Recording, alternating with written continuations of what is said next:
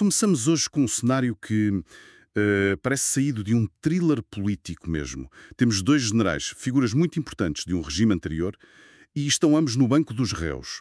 No final, um deles sai completamente livre, absolvido de tudo. O outro é condenado a vários anos de prisão. A pergunta que fica no ar é como? Como é que dois caminhos que pareciam tão paralelos acabam de formas tão opostas? É mesmo essa a questão que vamos explorar. A nossa base é uma notícia do Novo Jornal, de hoje, 17 de novembro, que detalha a decisão do Tribunal Supremo de Angola, neste caso, de altíssima visibilidade. A nossa missão aqui é, desconstruir esta sentença. Quem foi condenado, quem foi absolvido e, se calhar mais importante, o que é que os pormenores desta decisão nos dizem? Vamos a isso? Ok, vamos diretos ao ponto que salta mais à vista. A absolvição do general Manuel Hélder Vieira Dias Júnior, mais conhecido como Copelipa.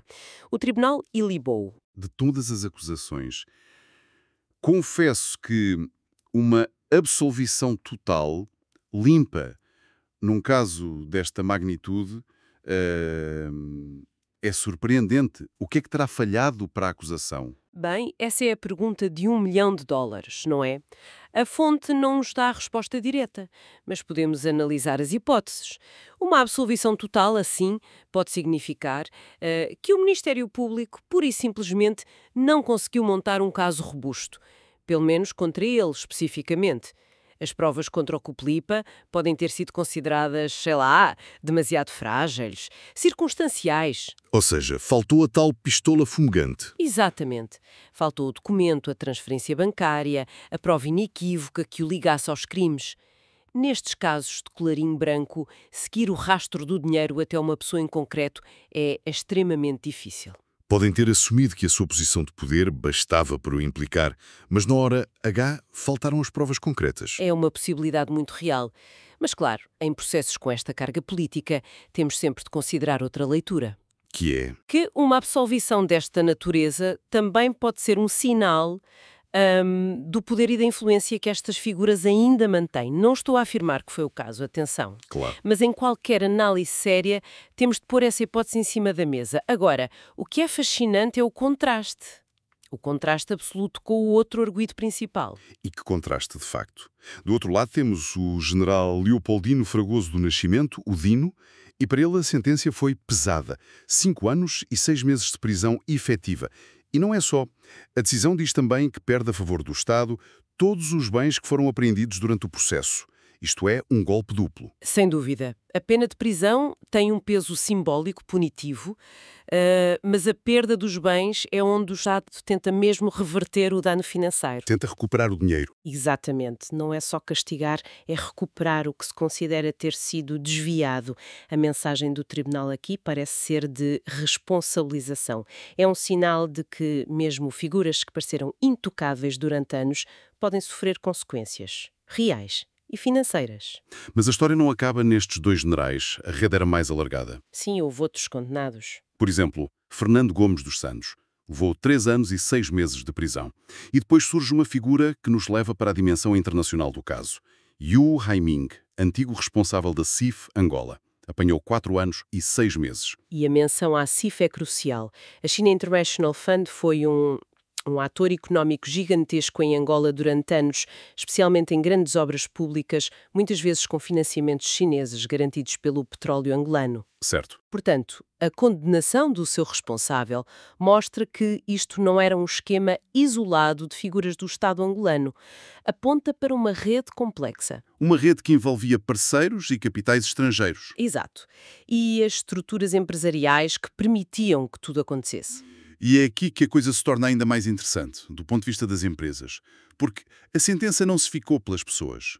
2 empresas chinesas, a PlantSmart International Limited e a Utterright International Limited, foram mesmo condenadas. Sim, e como uma empresa não pode ir presa, a pena foi financeira.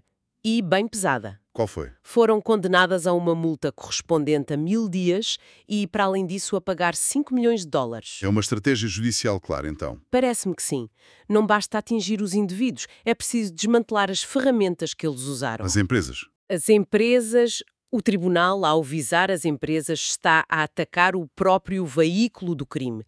É também uma mensagem para a comunidade de investimento internacional. um aviso. Vamos então seguir o dinheiro. Resumir as consequências financeiras totais disto tudo. Uhum. Primeiro, a fonte fala de uma taxa de justiça de 250 mil kwanzas para cada um dos condenados. Sim, isso é o custo processual, digamos, o valor administrativo. O golpe a sério vem a seguir. Exatamente. Todos os condenados em conjunto foram obrigados a pagar uma indemnização de 3 milhões de dólares ao Estado. E a fonte diz que têm de pagar solidariamente.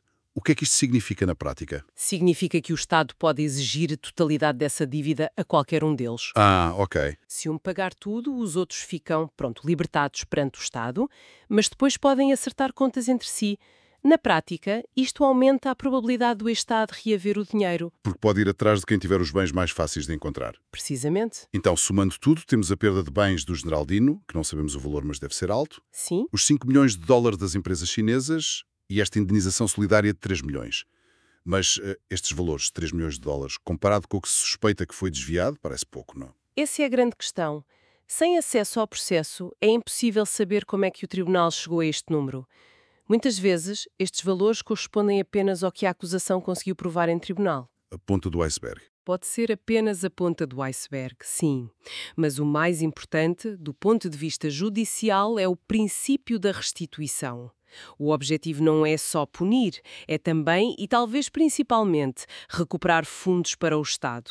Cada dólar recuperado é uma vitória. E quando parecia que o caso estava fechado, com condenações e absolvições, a fonte revela um pormenor jurídico que muda tudo. Sim.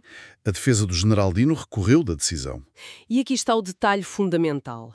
A notícia diz que o recurso tem efeitos suspensivos. Efeitos suspensivos? Uma expressão técnica, mas com um impacto prático gigantesco. Significa que a execução da sentença, a ida para a prisão, o pagamento das multas, a perda dos bens, fica tudo em pausa. Congelado. A sério? Sim. Fica tudo suspenso até que um tribunal superior, o Tribunal de Recurso, tome uma decisão final sobre o caso. Quer dizer que, apesar de ter sido condenado a mais de 5 anos de prisão efetiva, o General Dino não vai para a prisão. Para já. Exatamente. Ele continua em liberdade e os bens dele não são transferidos para o Estado. Uau. Até o recurso ser julgado. E esse processo pode levar meses. Ou até anos. Isto muda completamente a narrativa. Completamente. A vitória da acusação, que parecia tão esmagadora, é na verdade provisória. A batalha legal está muito longe de acabar. Isto foi apenas o primeiro assalto. E qual é o impacto disto na percepção pública da justiça? Ver uma condenação pesada e, ao mesmo tempo, ver o condenado a continuar em liberdade. E isso pode gerar muito cinismo. Sem dúvida. É o eterno conflito entre o tempo dos tribunais e a ânsia por resultados imediatos. O efeito suspensivo é um direito da defesa, em muitos sistemas legais, claro, para evitar que alguém cumpra uma pena que depois pode ser revertida. Pois. Mas em casos mediáticos como este, pode ser visto como uma forma de os poderosos adiarem ou até evitarem as consequências. O resultado de hoje não é de todo o resultado definitivo. E assim ficamos com este retrato, um verdito complexo com duas faces bem distintas. De um lado, a absolvição total de uma figura central do antigo regime, do outro, uma condenação severa, mas cuja aplicação fica em suspenso. No fundo, o que esta notícia nos mostra é um microcosmo das dificuldades de levar à justiça figuras de poder de um regime passado. A divergência nos resultados para o Copelipa e para o Dino, que eram vistos como um duo, é a prova da complexidade disto tudo. Mostra que a cada caso é um caso. E que a prova, ou pelo menos devia ser, a rainha do processo. O que nos deixa com uma reflexão final. Quando o mesmo processo judicial, com a mesma acusação, os mesmos juízes, produz resultados tão díspares para indivíduos que um dia estiveram tão próximos no poder, o que é que isso nos diz? Será que reflete apenas a qualidade diferente das provas apresentadas contra cada um deles? Ou será que nos revela algo mais profundo sobre as estratégias de acusação e defesa, sobre o equilíbrio de forças que ainda existe e sobre quão longo e sinuoso é, na verdade, o caminho para a responsabilização?